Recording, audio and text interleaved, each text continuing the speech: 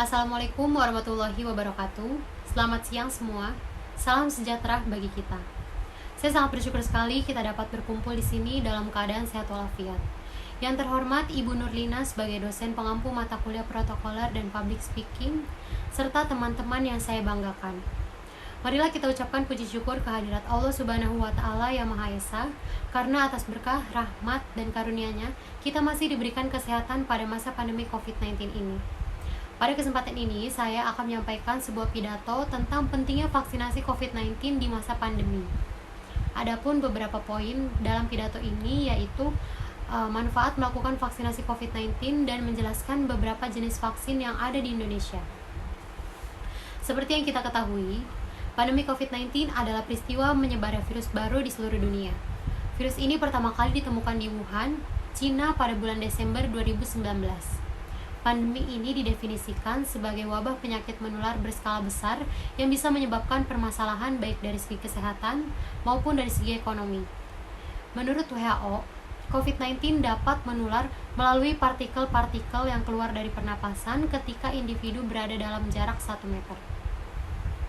Pada saat ini, jumlah kasus COVID-19 di Indonesia semakin bertambah banyak, yakni kurang lebih 6 juta kasus orang sudah terinfeksi, kemudian 5, juta orang telah dinyatakan sembuh, dan lebih dari 156.000 orang meninggal dunia akibat virus ini. Sampai hari ini, virus corona belum juga berakhir. Saat ini penanganan COVID-19 di Indonesia memasuki tahap baru, yaitu vaksinasi. Untuk menekan kasus yang terus bertambah, pemerintah menganjurkan masyarakat Indonesia untuk melakukan vaksinasi COVID-19. Ini adalah salah satu cara efektif untuk mencegah dan mengurangi dampak dari virus COVID-19. Tidak hanya di Indonesia, beberapa negara lain di dunia juga sedang gencar dan melaksanakan program vaksinasi bagi masyarakatnya. Vaksinasi COVID-19 ini bertujuan untuk membuat sistem kekebalan tubuh seseorang mampu mengenali dan dengan cepat melawan bakteri atau virus penyebab infeksi.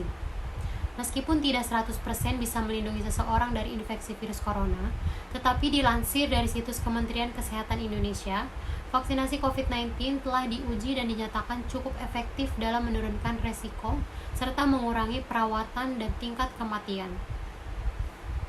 Saat ini, masyarakat yang menerima vaksin dosis pertama telah menyentuh 95,64% dari target vaksin di Indonesia. Kemudian sebanyak 79,6% untuk vaksin dosis kedua dan 13,64% untuk vaksin dosis ketiga atau booster. Di Indonesia sendiri kurang lebih sudah ada 11 jenis vaksin. Adapun beberapa jenis vaksin di Indonesia serta efek samping dari vaksin tersebut, yaitu yang pertama ada Sinovac. Vaksin Sinovac adalah vaksin COVID pertama di Indonesia yang mendapat izin penggunaan darurat BPOM. Jumlah setiap dosisnya 0,5 mili dengan interval minimal pemberian antar dosis adalah selama 28 hari. Vaksin Sinovac menunjukkan efektivitas sebesar 65,3%. Efek sampingnya adalah nyeri, pembengkakan, dan demam. Yang kedua ada AstraZeneca. Vaksin ini diberikan dengan 2 kali penyuntikan, dengan setiap penyuntikan dosis yang diberikan sebesar 0,5 mili dengan interval minimal pemberian antar dosis yaitu 12 minggu. Vaksin AstraZeneca menunjukkan efektivitas sebesar 62,1%. Efek sampingnya yaitu nyeri, kemerahan, gatal, pembengkakan, sakit kepala, meriang, dan mual. Yang ketiga ada Moderna. Vaksin Moderna aman untuk kelompok populasi masyarakat dengan komorbid atau penyakit penyerta. Vaksin Moderna menunjukkan efektivitas sebesar 86,4% untuk usia di atas 65 tahun. Efek sampingnya yaitu lemas, sakit kepala, menggigil, demam, dan mual. Yang keempat ada Pfizer. Beberapa kajian menunjukkan keamanan vaksin Pfizer ini dapat ditoleransi pada semua kelompok usia. Vaksin Pfizer diberikan secara intramuskular dengan 2 kali penyuntikan. Setiap penyuntikan dosis yang diberikan sebesar 0,3 mili dengan interval minimal pemberian antar dosis yaitu 21 hari. Vaksin Pfizer menunjukkan efektivitas sebesar 95,5% pada usia 16 tahun ke atas. Efek sampingnya ada nyeri badan di tempat bekas suntikan, nyeri kepala, nyeri otot, dan demam. Berdasarkan penjelasan di atas, dapat disimpulkan bahwa vaksinasi COVID-19 dapat mencegah dan mengurangi dampak dari virus tersebut. Vaksin jenis Pfizer memiliki tingkat efektivitas dan keamanan yang tinggi yaitu 95,5%, serta tidak menimbulkan efek samping secara serius.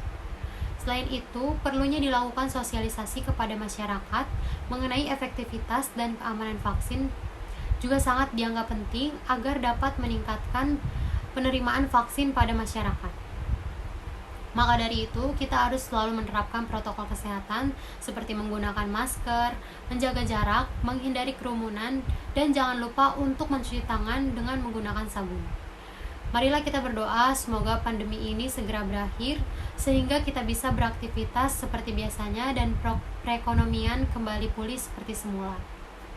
Di sini saya ingin mengajak ibu dosen serta teman-teman sekalian untuk mau mendukung langkah pemerintah Indonesia dalam mengurangi persebaran dan dampak virus COVID-19. Demikian pidato saya. Semoga kita senantiasa diberikan kesehatan oleh Tuhan Yang Maha Esa. Selalu terapkan protokol kesehatan di mana saja kita berada. Wassalamualaikum warahmatullahi wabarakatuh.